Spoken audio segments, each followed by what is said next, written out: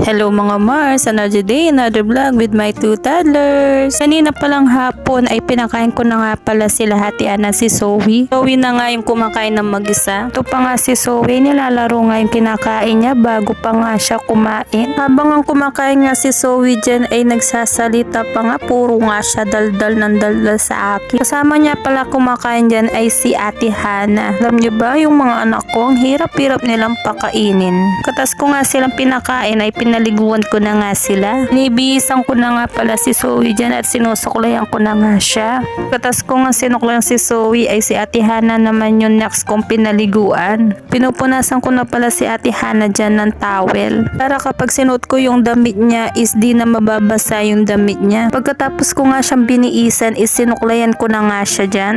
Habang nga sinusuklayan ko nga siya, sinasabi ko nga sa kanya